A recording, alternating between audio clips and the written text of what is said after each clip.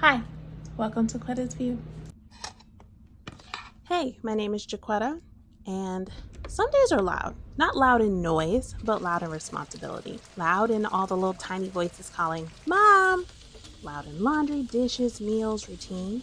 And somewhere between being a wife and a mother and a keeper of everything that keeps us home together, sometimes I ask myself, where do I fit into all of this? Because being a stay at home mom is beautiful, but it can also feel invisible.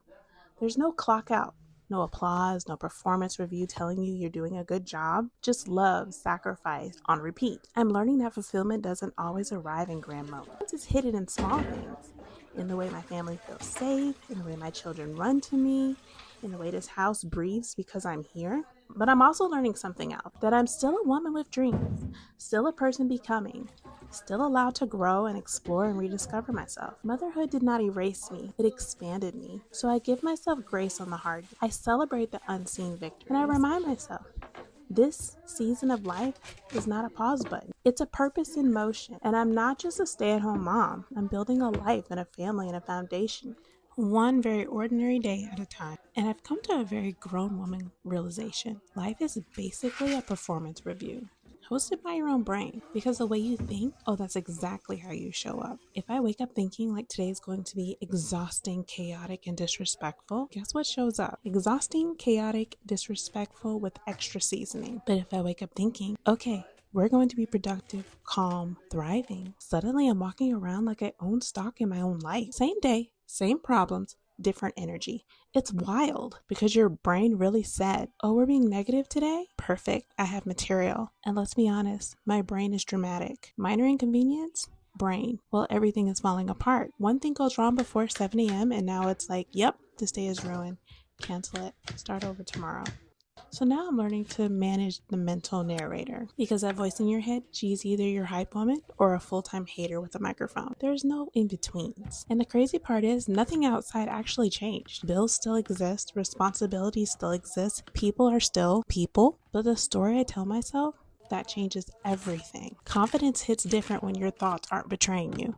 Patience hits different when your brain isn't yelling, this is a disaster. Peace hits different when you stop mentally rehearsing problems that haven't even happened yet. Because why was I stressing about conversations that never took place, arguing with imaginary people, losing fake arguments? For what? My brain was out here creating entire Netflix dramas. So now we're choosing better thoughts. Not delusional, not fake positive, just less catastrophic over absolutely nothing. Because life is already doing the most. My brain does not need to add special effects. Because let's be honest, not everything deserves a dramatic reaction. Some things just need a deep breath and a, you know what? It's not that serious. And the beautiful part is taking care of my mind, my energy, and how I speak to myself isn't just about me. Because when I'm better mentally, I show up better. And when I am physically better, I move differently. And when I feel whole, rested, and grounded, my family benefits every single time.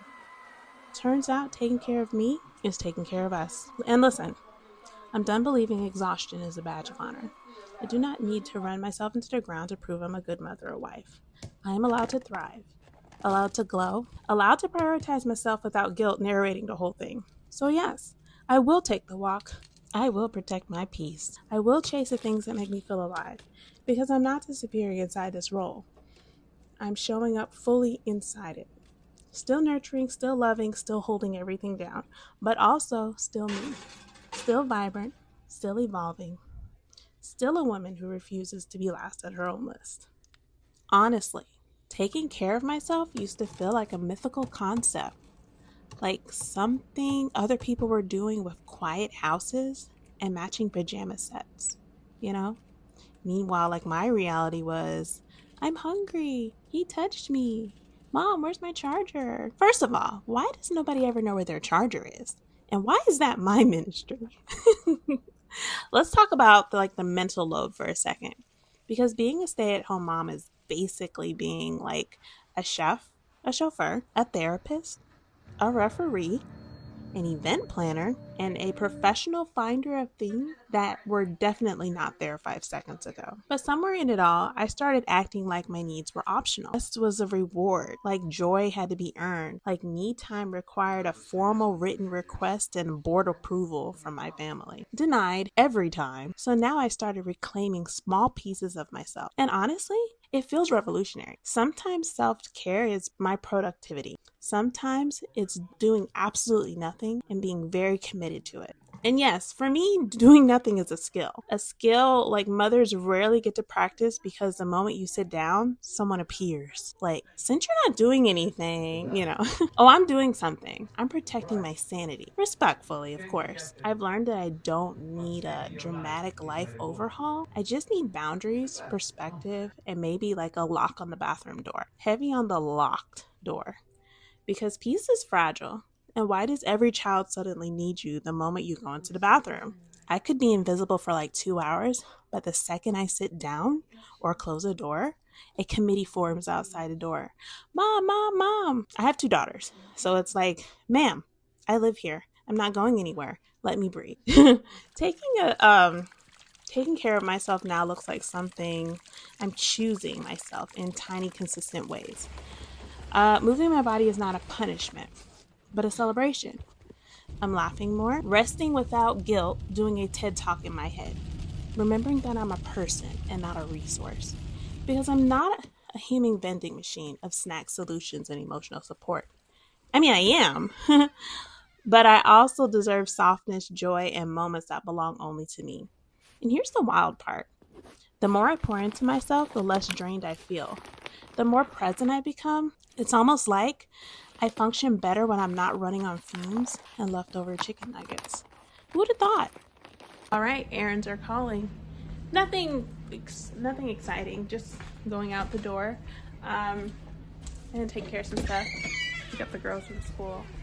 Thank you for spending the day with me. I was very successful this morning.